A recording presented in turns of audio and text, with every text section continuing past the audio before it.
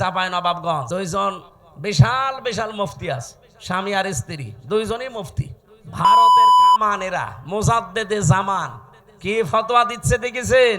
এরা কোনোদিন 24-এর কথা বলে না, এরা শুধু কথা বললে 71, 47, 52 কথা বলছেন না কেন?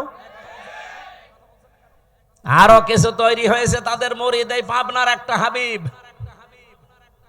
ঘোষণা দিয়েছে, এই পাবনা জেলার আটঘরিয়ায় জামাত ইসলামের কোন মানুষ আজানও দিতে পারবে না, নামাজও পড়াতে পারবে না। আপনি ঘোষণা দিয়েই শেষ করে দিলে হবে? আপনি নিজে নামাজ পড়াতে পারবেন?